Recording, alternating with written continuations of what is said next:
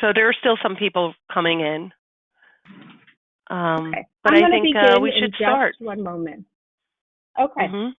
Well, welcome everybody. My name is Lisa Shore, and I am Vice President of Secure Future Tech Solutions in Rhode Island. And I am thankful that you're all here today for this very timely and relevant webinar that we've called Don't Panic, 5 Tips to Enable Your Team to Work Remote. This is a result of all of the questions that we have been receiving to our companies. So a couple of housekeeping tips just to begin. Number 1, we are going to hold questions until the end. Everybody is muted on this call, but on the control panel on the right-hand side of your screen, there's a box that says questions. So please, as they come up throughout the workshop, put your questions in there. Number 2, please have a pen and paper ready. There's going to be so much information shared with this panel of experts that I've gathered today that there's something might come up, a new technology, a new idea. I want you to just be able to have that, write it down quickly and put the question in the queue, or if you don't get your question answered during this webinar, you'll definitely want to call your IT provider later. So as you see, we are called Strengths in Numbers. I am proud of this panel of IT business owners from across the country, and we've all gathered today to talk to you about all of the current trends on working remotely, some of the questions that you guys have been asking us that we want to make sure that we address for all of you. So you guys know the stats. I don't have to share that with you, but what this slide is here to represent, and I think this is the first thing to put pen to paper on, is the word mindset. We need to make a mindset shift from requiring to have a traditional office to having the ability to work remotely. We want to be able to be flexible with our workforce because yes, we're dealing with COVID right now, but what if there's, heaven forbid, there's a crisis in the future? We really want to have a mindset shift and have that ability to work remotely. So now I'm going to turn it over to our panelists. We're going to start with Rob, and then the rest of the slides will be for panelists. So please remember to put questions in the queue as they arise. Well, thank you, everybody. We find ourselves right now in kind of very uncertain and scary times. Our teams and ourselves, for that matter, we all have different challenges, different situations that we're having to deal with. And I think we as leaders have an opportunity here to be a steadying force, to be a support for our teams. How best can we do this? I think first off, we need to be relatable. Let's be human, let's be vulnerable. Empathize with our folks, listen to your teams, really hear their fears and concerns. Let's be consistent in our communications. In fact, I would say at this point, let's over-communicate.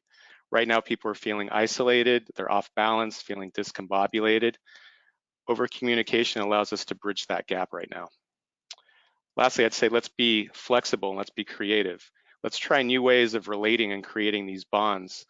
Examples, how about having a daily huddle meeting and creating a space in that meeting for folks to be able to share not only work stories of what's going on, but also their experiences adjusting to this kind of new, hopefully temporary reality. What's on their minds? What's their struggles? How can leadership help and support? Another thing that just lighten things up a little bit. One of our team members sent a suggestion to me the other day. He found a LinkedIn post with an idea for our weekly team meeting that we're going to start trying tomorrow.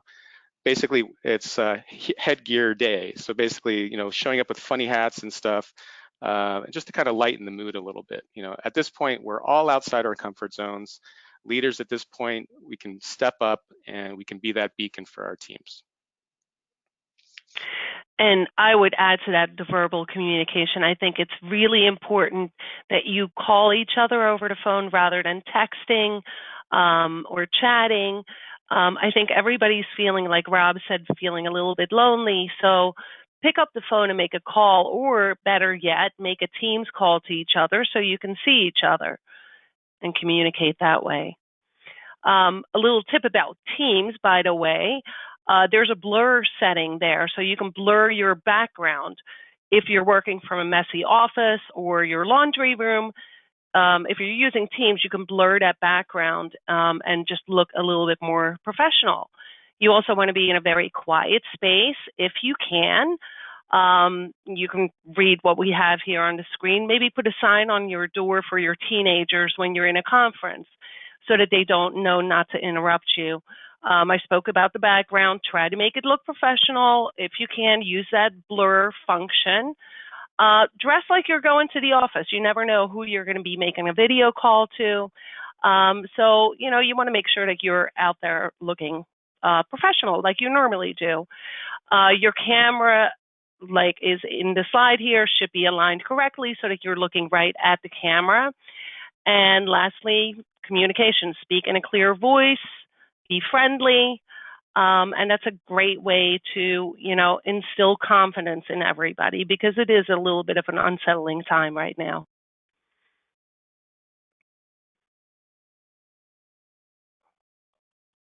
So there's also an opportunity now for us to talk about how do we stay connected, continuity, get the job done, get the work done. So there are some things you'll need to think about for the remote access. Who are the key team members that actually need remote access? And what kind of remote access do they need? What critical software do they need access to? Can that be run locally? Does it need to run on a server? Is it something that's a cloud function that they can get to no matter where they are? Are there security concerns getting to that software? Think through, take out a piece of paper, bring up a Word document, whatever you need to do. What do we need right now to get the job done, to get the work performed? Do we need to be able to print? How will the team communicate? For us, we like Slack. Teams is another one that's really, really popular, and we'll talk about that in a moment. But knowing ahead of time, letting everyone know what the guidelines are, will help everybody feel comfortable, know what to expect. Get them to weigh in. Do they have a preference? That would be good to know. And then make the decision, roll it out, let everyone know what to expect. Know what the software is that you need to get to and who needs it. I'd like to add to that, you know, if for some reason you don't have any physical access to your office, which is happening for some people, make sure you set the mail forwarding to a specific team member, get them a scanner so they can scan it and then email out that mail to the team. We'll talk later about VoIP phones. Many people still have traditional on-premise phones, so they're not able to hit the office phones at their home. So Tim will talk about VoIP later on and how that allows the office to continue functioning and receiving calls.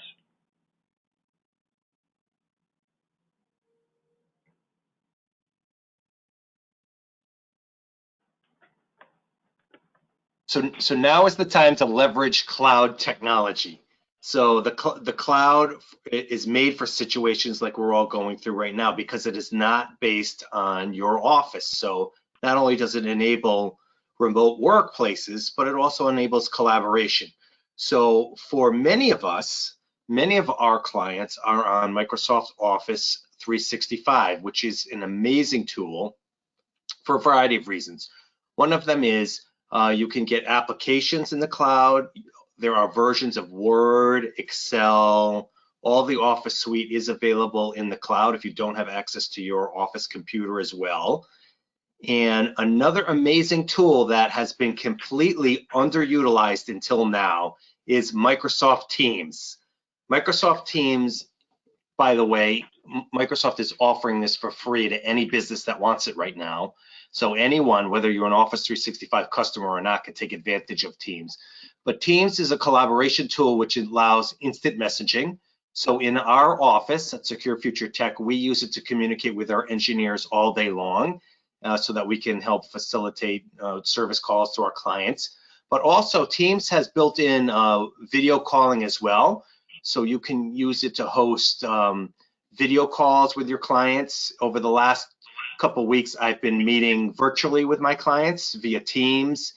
You can also use it to have daily huddles. As Rob mentioned earlier, daily huddles are great. So every morning we've been meeting with our entire team over Teams and over video as well. Microsoft also offers OneDrive, which is a great tool for sharing documents as well. If you're not a Microsoft customer, Kathy will talk about some other options, but one quick thing I wanted to mention as well, if you're not using OneDrive, you may be a Dropbox for business customer, and Dropbox is also an amazing collaboration and file sharing tool. There's a free version of that as well, but the free versions don't really have the built-in security like the business version does. So the business version has a lot of built-in security that enables collaboration. So I know that I've found a couple clients who are on Office 365 have access to OneDrive and they're actually using Dropbox. So this might be an opportunity to play with OneDrive if you already have it available. As Eric was just saying, Dropbox is a great tool.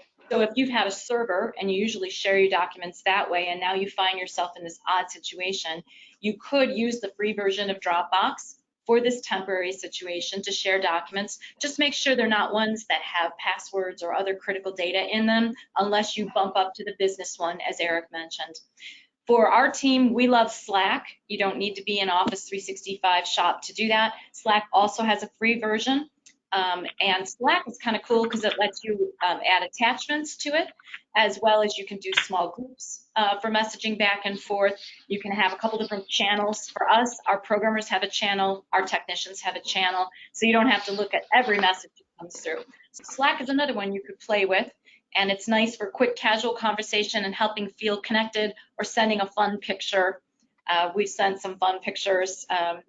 A puppy dog, you know, just anything to get someone to smile a little bit, because as everyone has said, this is odd.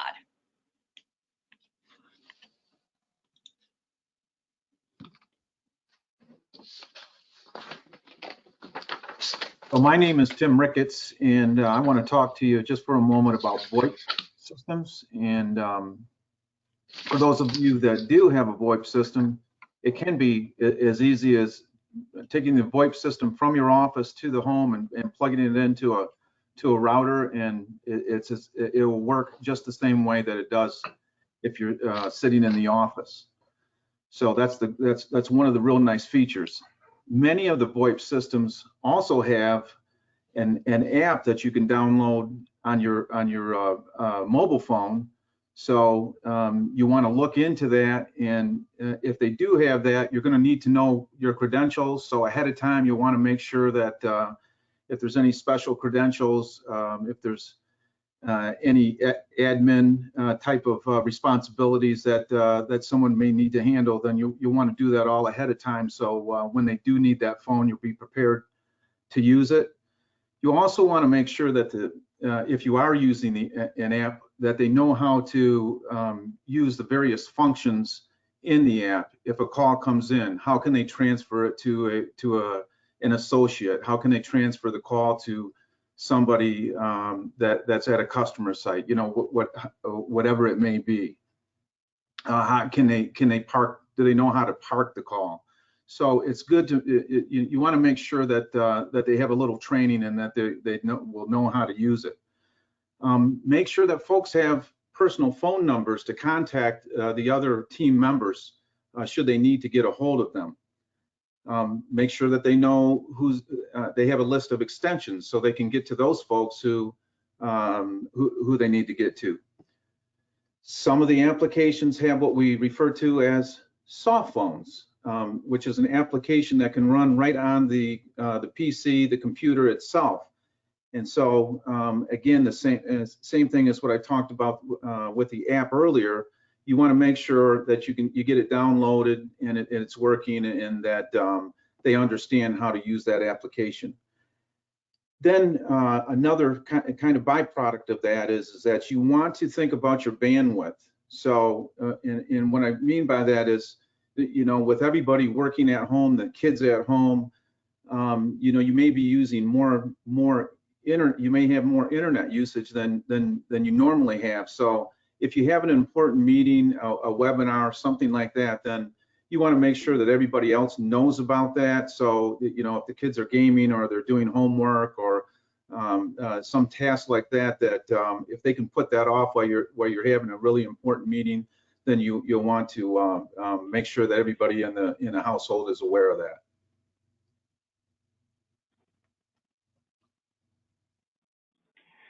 So everyone is now, at least here in New York State, the governor just mandated today 75% of the workforce to work from home. In other parts of the country, it's shelter in place.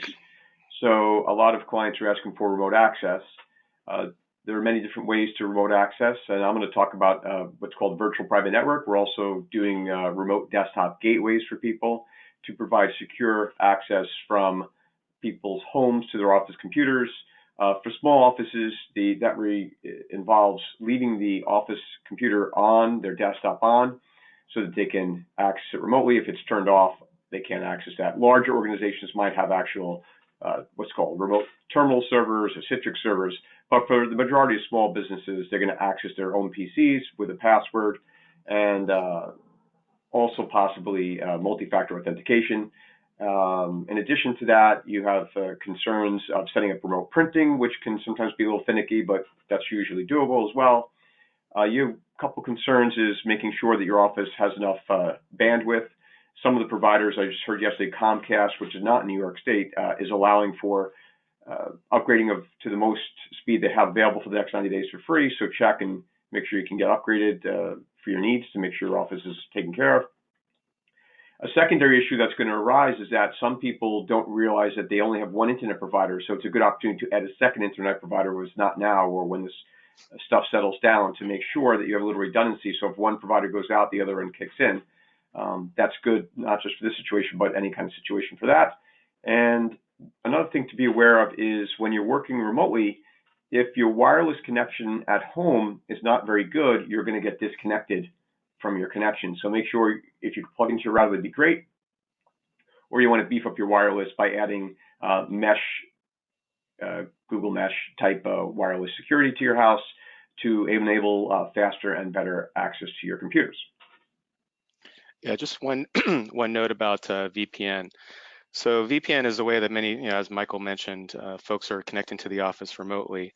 If you're going to be I wouldn't recommend setting up a VPN connection from an unmanaged home machine. That's going to be a potential security risk for you. Instead, you might look at some other remote access solutions. You can look at things like LogMeIn or GoToMyPC. That allows a home machine to securely access a work office machine. And you're basically just remote controlling that machine as if you're in the office sitting in front of it. So you can do all the functions you would as if you're in the office, because you're basically controlling your office machine. Other solutions include things like my OneDrive. This allows very seamless access to file shares that can be done over a web browser, mobile client, as well as a map drive. It's basically just gives you the same experience as if you're navigating to your public or private or public shares in the office file server. So lots of options there, easy to set up, and usually small monthly fees for most of those. I just want to remind everybody to please put questions in the queue on the right-hand panel in the questions box. If they're coming up, I know that my panel of experts have put together, shared a lot of information thus far. We're almost done with the slides, and we'll be getting to Q&A in just a few minutes. I'd just like to, Lisa, just piggyback on what Rob and Michael were just saying. Some of our clients also have managed services with us, as with other panel members here, and there are some take control type of options that are an alternative if you don't happen to have my OneDrive right now, but you should look into it for the next time something like this happens, or perhaps you don't know LogMeIn. There are some other options available too, which you can scale up and down. You might need a lot right now, and a couple months from now, you might not need them anymore. So definitely give your provider, whoever the panelist is for you, a call, because there are a couple different options. So I'm really sad to say that hackers have not been taking any time off, and they are taking advantage of this situation right now. It's hard to believe, but it's true. There's a lot of fake and bogus stuff that's going out there right now. And so what I want all of you to be aware of is it is really important to make sure that your home computer is safe and secure. So many of us are forced into a situation where we have to rely on our home computer if we don't have a work-issued computer that has all the security and protections that we can provide to our clients. So if you are using a home computer, you have to make sure that it has the latest up-to-date software for your operating system. Hopefully all of you are using Windows 10, If you're still using Windows 7 machines, that's an issue, because Microsoft isn't supporting Windows 7 anymore. So reach out to your IT provider or partner to help you with that. Up-to-date antivirus, that's really critical as well.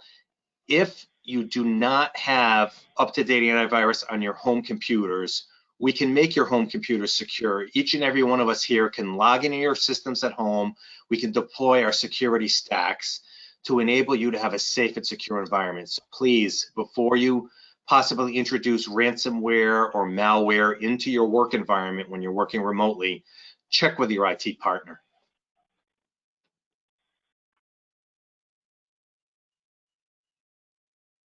Definitely, can't say enough about that. To kind of piggyback on our hacker friends, unfortunately, and I know we sent a blast out last week to our clients, they're taking advantage of us with the social engineering that we've all been talking about as well.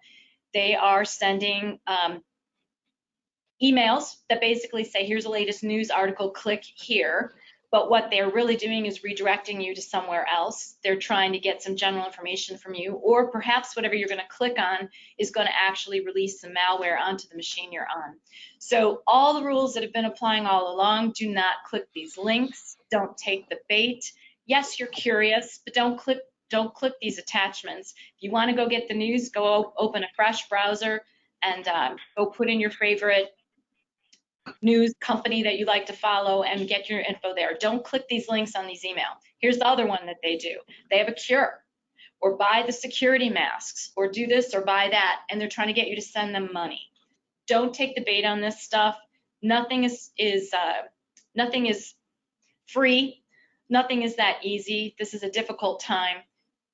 Many of you won't let a salesperson past your receptionist. You need to be very cautious here. Naivety is not a virtue when it comes to systems, so be careful. And I'd add yeah, one and additional just thing to that. Okay, sorry, you go. Sorry. Oh, I'm sorry.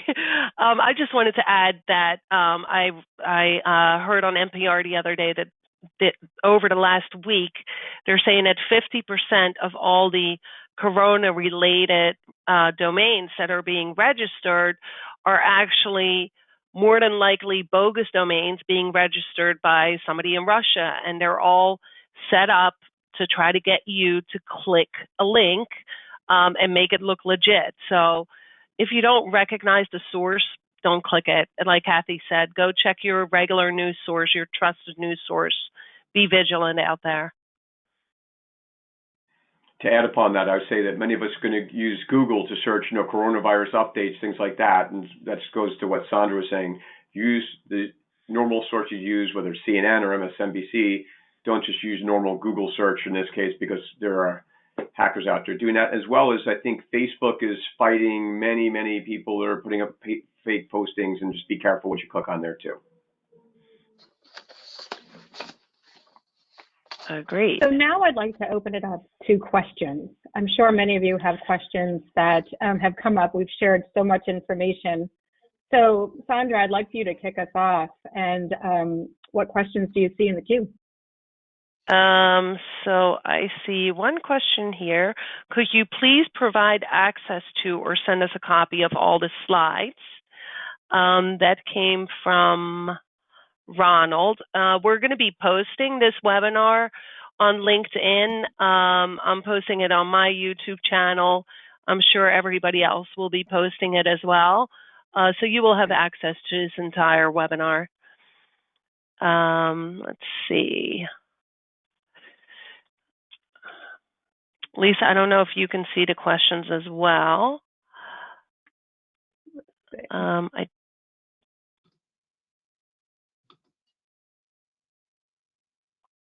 Okay, let's see. Where can I set up the audio? Oh, a couple of people couldn't hear. Let's see. Yeah, I took I hope they that, seem hope to be Claudia, fine. you were able to. So, here's one. see. How does a firm monitor productivity of staff working remotely? This is a great question. Who would like to answer that? Rob, I see you nodding. It was funny because we actually Yeah, we were actually talking about this during one of our meetings this morning. There's various, there's a software called, I think it's called ActiveTrack. There's another one called Spectre 360 that effectively allows you to put kind of some software on folks' machines, and it kind of takes screenshots, and that's a periodic interval. And effectively, you can kind of play back what that particular person is doing during the course of a day.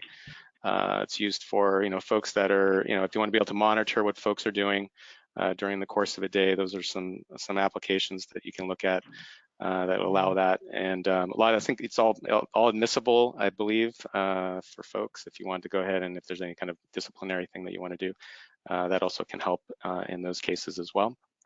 And it gives you, social media usage statistics, say, are they doing a bunch of downloads that they shouldn't be doing, things like that. So it's a kind of employee monitoring software that might be helpful for you. I guess I would If I add, can just, oh, I'm sorry. go ahead, Kathy. Nope, Kathy, Okay. It's all you. Okay. I guess I would also add, back to Rob's original slide at the beginning of this communication thing, but just let them know up front, hey, you're not used to working from home. It can be distracting. And sometimes it feels like there's no end to it because you never leave and come back. I would say just be upfront and set some expectations. I know this is hard. You might not be as efficient as usual, but I'd like you to dress for work. I'd like a solid chunk in the morning. Take your hour break. I'd like you to check in with me midday. I'd like you to check in with me mid-morning, mid-afternoon. Let me know how things are going. Or proactively, you give them a call, or you send a little Slack or message. Hey, how's it going? How far did you get? You're going to need to be vigilant because they're going to be distracted. Children can't go to work at school.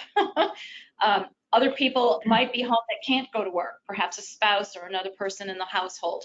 It'll be tempting to just take the dog out for a walk or whatever. So you're just say it up front, be vigilant, check in with them regularly, ask them to just rise to the occasion, ask them what they need. Do you need a headset?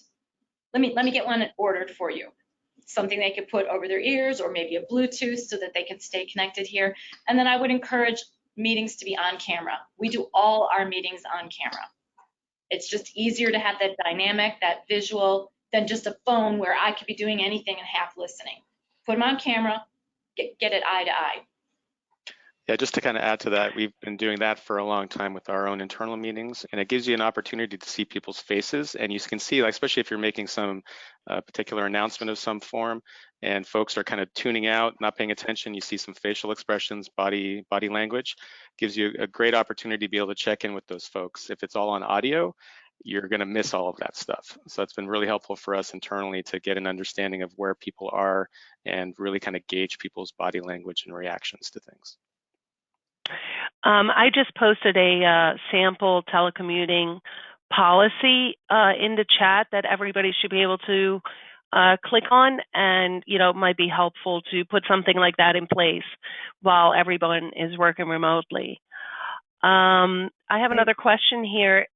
If we want someone to work from home but do not know if they have good antivirus, does using LogMeIn connection circumvent this concern? Who would like to take that question? Yeah, I can take that. So with LogMeIn, effectively what's going on is that you're putting a piece of software on the office machine, separately the home machine. Whatever the state of that machine is, it really doesn't matter too much. The main thing is that home machine is going to go to logmein.com. You're going to log in with a username and a password. Ideally, you're setting up two-factor authentication, so your password, and then your phone is going to get a text or a little app notification, and then you're in. Once you're in, you see your PC there, and you're going to go ahead and connect to it and log in as if you were in the office. What is on that home machine, though, the state of that is less important because you've connected in a secure manner through the LogMeIn system, and you're controlling that remote machine. So antivirus not so important within the LogMeIn framework. It is very important, however, within the VPN type of scenario. If you have a VPN connection and you have that on your home machine and you do not have good antivirus on there, if you get ransomware infection, that VPN connection has direct access to your office network, and you run the possibility and the risk of getting ransomware across your entire infrastructure. So be very careful with that scenario. We don't recommend that. Yeah, I think an analogy might be a VPN is like plugging in, and LogMeIn is more like a glass safety window. You can see, but you can't get through. So if you kind of think of it that way, that's why we really recommend some of those products. And for our clients, many of them are in a private cloud hosting situation. And again, if you're launching RDP, putting in your credentials, the state of the local machine is no longer a factor because you're creating that window to the hosted server.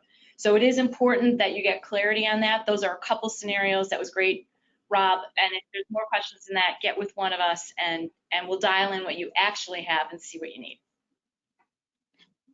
Okay, great. Thank you both. I have another question. Is OneDrive a good way to share secure files among multiple users? Is there a way one user can update the master document and update the file in OneDrive for all users? Yeah, I can take that one, Sandra. Yeah, so Great. OneDrive is a great file sharing tool, and it is a secure way of sharing documents amongst a team. As far as, let's say, if you have a common Word or Excel document as well that you're working on, if you have that saved in OneDrive, you can all make edits to it, and everyone will get the update to it. So it's a really great tool. You just have to turn that on, and there's in your Word and Excel there is a button to slide and turn that on. So it is definitely an easy way to share files and to work on a common document. Okay, thank you. I have a question here from Wendy. I think this is probably for you, Michael. Has there been any discussion in New York State regarding virtual signing and notarizing? I haven't seen any discussion if it is accepted. We were just talking to a client this morning about DocuSign. There are a number of services out there. Adobe has signing services.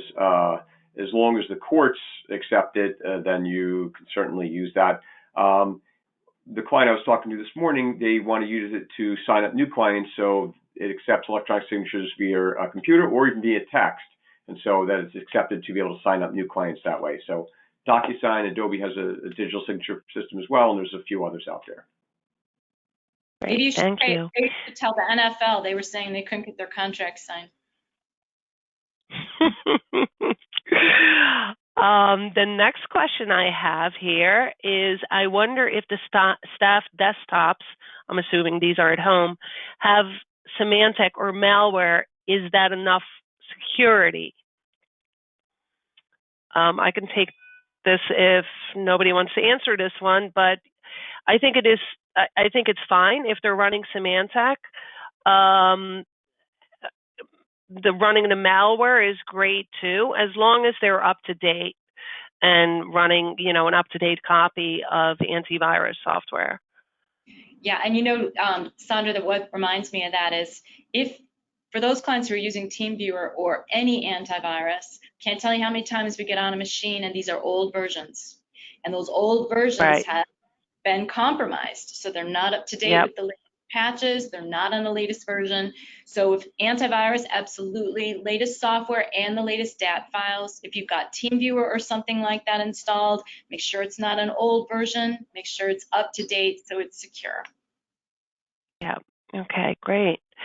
Another question here. As a user of LogMeIn for several years, it may be best to mention using the same sized monitor, which allows for a comparable resolution. It's a good point. Anyone want to comment on that? Yeah, so it also will work in a multi-monitor type of environment. So if you have multiple screens, you can select, there's a little drop down, you can select whatever monitor you want to control. So that takes a little bit of an adjustment for some folks, but yeah, that's also doable as well. Okay, checking to see if there are any other questions. If having meetings on camera, but some employees are working from a PC without a camera, can they connect to the meeting using their smartphone? And I believe the answer is absolutely yes. That's definitely yes. I think that's possible, yes. So, but great. webcams are very inexpensive. They can easily go onto like Amazon and pick up a Logitech webcam for under $100 and, to be functional. Definitely, and I've been telling our clients, if there is any equipment that you need, we would be happy to drop ship that to an employee's home. So if you're stuck and you need some equipment, let any of us know. Let your provider know. Here's a question. I'm sorry, go ahead. I know GoToMeeting will let you use the cameras on the cell phone. So GoToMeeting has an app. Many of these have an app, and even if they don't have a camera on there, see if you can get the app on the phone and you can get the video that way. And if that's not horribly convenient, get like a little stand or something to put the phone on, and then they can still work on their computer, but get the visual going for sure. Yeah, it's a great idea.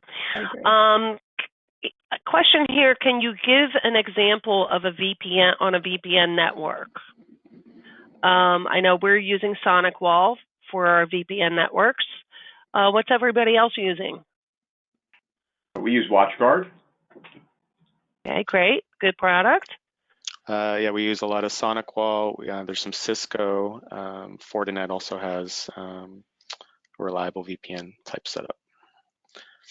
Okay, great. I'm sorry. I just mentioned we use WatchGuard as well. WatchGuard, yeah. Okay, yeah. The whole idea of the VPN, the whole idea is you have a configured connection, some safety between one entity and another. It's setting up a tunnel, essentially, which is why it's really important that the computers on both ends are safe, because you've created a tunnel for them to get to each other. And we're doing that by configuring and making rules that it'll get past the firewall. So that's why both machines need to be safe. Yeah, I think one last point too is also kind of depends on what kind of data you're trying to get to. So if you're trying to get to file shares or just documents, my WorkDrive is a great solution for that. If you're trying to get to an application that you need to run, like say you have an internal ERP system, in that case, you might have to use the VPN in order to get access, because you have to be on the internal network in order to access those particular files. That's another option where like LogMeIn or GoToMyPC also will fit the bill, because that allows you to remote control to that Office machine and get access to the internal app.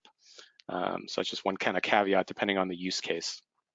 Yeah, and I'm so glad you said that, Rob, because for our clients and anyone using Sage 100 Contractor in the construction world, you cannot run that program over a VPN. You cannot. It will be incredibly slow and you will corrupt the data. You do need a different solution to run Sage 100 Contractor. You do not run it over a VPN. Very and similar. That also goes for QuickBooks as well. QuickBooks will not run over VPN and can get very easily corrupted.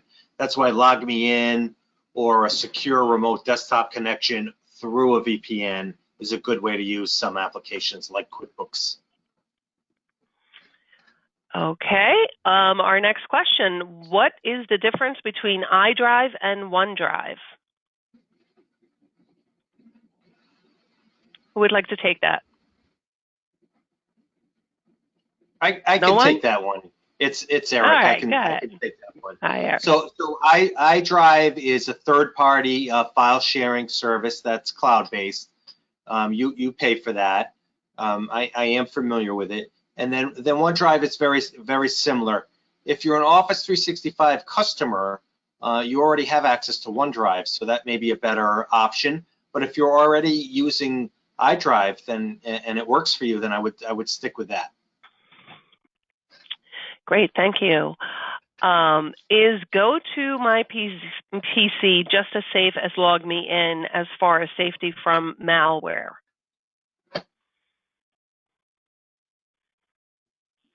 Anyone like to answer that one? Yeah, I think they're effectively kind of equivalent products. In my experience, LogMeIn is a little bit easier to use, but I think either one is going to work and suffice for most situations. We would offer LogMeIn if we're talking about file size and what kind of control you need to have. You might need to bump it up to LogMeIn. It depends on what you really need to accomplish and the size of the files you might need to move. Good point. The next question I have here is there a way to limit what team members can see on the OneDrive? For example, can we keep some documents private? Any takers on that one? Yeah, there is a way to do that. Yes. Yeah, I can answer that, Sandra. So there's two versions of OneDrive. So there's the personal individual OneDrive, which if you have private documents that you don't want to share, you can keep those particular documents on the personal OneDrive. And then there's the business OneDrive. It can also, depending on your environment, it can be set up to use SharePoint. That's stuff that's shared amongst teams.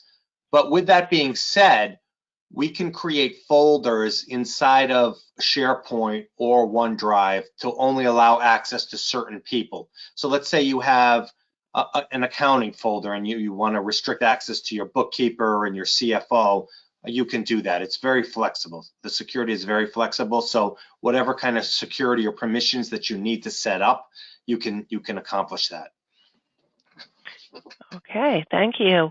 I think this is more a tip than a question. If you have a smart TV, you can hook up using an HDMI cable. I guess that is instead of or in addition to using a monitor, which is a great idea. The next question, if we are working in the cloud, do we still have to worry about the employee's antivirus on the home computer? I think we answered that one. So we will. You should be worried about it. Yeah, we're glad you're worried about things like that.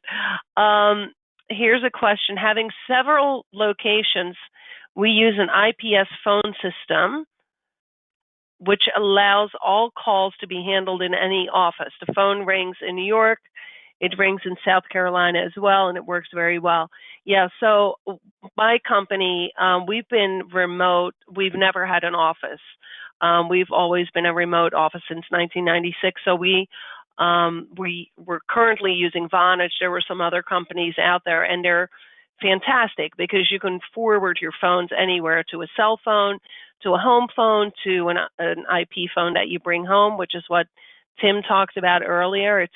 There's some great phone companies out there, some really good solutions. Is remote desktop as good as LogMeIn as GoToMeIn my PC? I think we kind of answered that one. Rob, you want to? Yeah, I think there's a couple of caveats here. You need to be very careful if you're using remote desktop. If that is as an entryway that a lot of hackers are getting into systems. So they're they're doing these scans and finding out networks that have these open remote desktop ports open, and then they're actively attacking those. So if you're going to use that, make sure that you're doing two-factor authentication as a requirement. If you're not doing that, you're in danger and you're risking your business. Do not do remote desktop without two-factor authentication. So just great tip. In case any of my clients aren't here, don't absolutely hear what Rob said, but let me just speak to a couple of things. So a lot of our clients use remote desktop, and not all of them are using two-factor. There are other things that we have in place, such as extensions on the address to get to it, which is a port extension.